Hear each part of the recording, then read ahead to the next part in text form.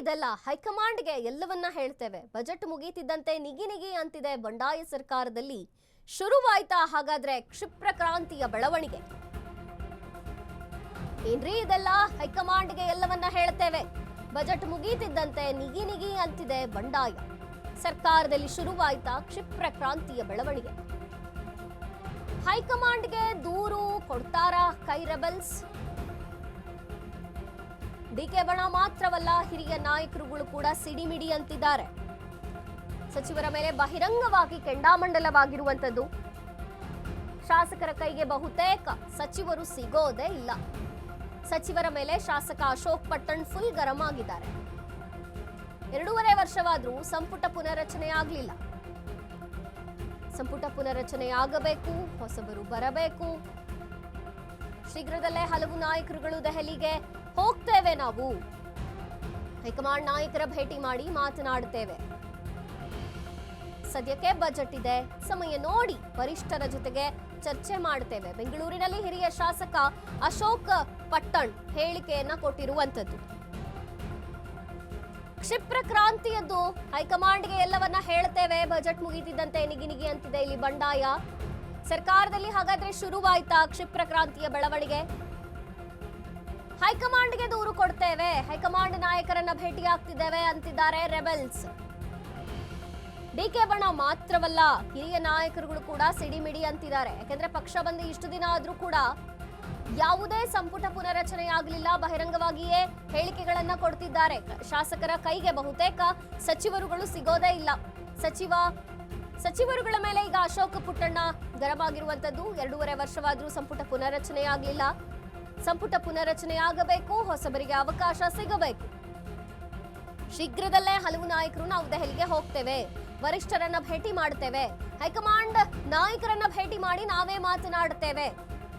ಸದ್ಯಕ್ಕೆ ಬಜೆಟ್ ಇದೆ, ಆದ್ರೆ ಸಮಯ ನೋಡಿ ವರಿಷ್ಠರ ಜೊತೆಗೆ ಚರ್ಚೆ ಮಾಡುತ್ತೇವೆ. ಬೆಂಗಳೂರಿನಲ್ಲಿ ಹಿರಿಯ ಶಾಸಕ ಅಶೋಕ್ ಪಟ್ಟಣ್ ಹೇಳಿಕೆಯನ್ನ ಕೊಟ್ಟಿರುವಂತದ್ದಿದು.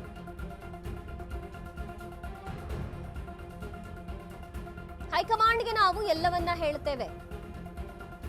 ಬಜೆಟ್ ಮುಗಿಯೋದೊಂದೇ ಕಾಯ್ತಿದ್ದಾರೆ ಸಾಕಷ್ಟು ಮಂದಿ ಶಾಸಕರು. ಬಂಡಾಯ ನಿಗಿ ಅಂತಿದೆ. ಸರ್ಕಾರದಲ್ಲಿ ಕ್ಷಿಪ್ರ ಕ್ರಾಂತಿಯ ಬೆಳವಣಿಗೆ ಆಗಬಹುದಾ ಅನ್ನುವಂಥ ಸಾಧ್ಯತೆ ಇದೆ. ರೆಬೆಲ್ಸ್ ನಾಯಕರು ದೆಹಲಿಗೆ ಹೋಗ್ತಾರೆ, ಹೈಕಮಾಂಡ್ ಅನ್ನ ಭೇಟಿ ಮಾಡ್ತಾರೆ. ಕೇವಲ ಡಿಕೆಶಿ ಬಣ ಅಷ್ಟೇ ಅಲ್ಲ, ಸಾಕಷ್ಟು ಹಿರಿಯ ಶಾಸಕರುಗಳು ಕೂಡ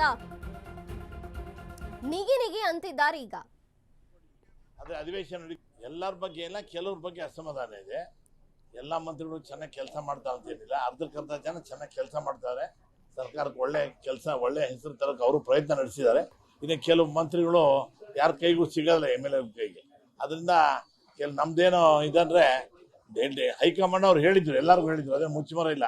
2 ವರ್ಷ ಆದ್ಮೇಲೆ ರೀಶಫಲ್ ಮಾಡಿ ಎಲ್ಲರಿಗೂ ಅವಕಾಶ ಕೊಡ್ತೀನಿ ಅಂತ ಹೇಳಿದ್ರು. ಆದ್ರಿಂದ ನಮಗೆಲ್ಲ 2 ವರ್ಷ ಆಗೋಯ್ತು, ಈಗ ಅಲ್ಲಿ 3 ವರ್ಷ ಆಗ್ತಾ ಬಂತು. ದಯವಿಟ್ಟು ಆದಷ್ಟು ಬೇಗನೆ ಸಂಪುಟ ಪುನರ್ರಚನೆ ಮಾಡಿ. ನಮಗೆಲ್ಲ ಸುಮಾರು ನಾವು 34 ಜನ ಇದ್ದೀವಿ, 3 ಟರ್ಮಿಂದ ಮೇಲೆ ಹೋದವರು. 3, 4, 5, 6 ಎಲ್ಲ ಸುಮಾರು 34 ಜನ ಇದ್ದೀವಿ. 34 ಜನ ಮಿನಿಮಮ್ 22 ಜನಕ್ಕೆ ನಾವು ಮಂತ್ರಿ ಮಾಡಲೇಬೇಕು ಅಂತ ಹೇಳಿ ನಾವು ಒಕ್ಕೂಟದಿಂದ ಒಂದೇ 1 ಪಾಯಿಂಟ್ ಪ್ರೋಗ್ರಾಮ್ ಹಾಕೊಂಡಿದ್ದೀವಿ. ನಾವು ಡೆಲ್ಲಿಗೆ ಹೋಗ್ಲೇಬೇಕು ಇವತ್ತು ನಾಳೆ ಅನ್ಕೊಂಡಿದ್ವಿ. ಆದರೆ ಅಧಿವೇಶನ ನಡೀತಾ ಇದೆ. ಅಧಿವೇಶನ ಬಿಟ್ಬಿಟ್ಟು ಹೋದ್ರೆ ಹೈಕಮಾಂಡ್ ಅವ್ರು ತಪ್ಪು ತಿಳ್ಕೊಂತಾರೆ. ಅದರಿಂದ ಬೇಡ, 26ನೇ ತಾರೀಕು ಅಧಿವೇಶನ ಮಧ್ಯಾಹ್ನ ಮುಗೀತದೆ. 26ನೇ ತಾರೀಕು ಸಾಯಂಕಾಲ 25 30 ಜನ ನಾವು ಡೆಲ್ಲಿಗೆ ಹೋಗ್ತಾ ಇದೀವಿ. ಹೋಗಿ ನಮ್ಮ ನಿವೇದನ ಹೇಳ್ತೀವಿ. ಎಸ್, ಬಂಡಾಯದ ಧ್ವನಿ ಕೇಳಿ ಬರ್ತಿದೆ ಅನ್ಸುತ್ತೆ ಕಾಂಗ್ರೆಸ್ನಲ್ಲಿ. ಯಾಕೆಂದ್ರೆ ಬಜೆಟ್ ಅಧಿವೇಶನ ಮುಗಿಯೋದೊಂದೇ ನಾವು ಕಾಯ್ತಾ ಇದ್ದೀವಿ. ನಾವು ದೆಹಲಿಗೆ ಹೋಗ್ತೀವಿ, ಹೈಕಮಾಂಡ್ ನಾಯಕರನ್ನ ಭೇಟಿ ಮಾಡ್ತೀವಿ.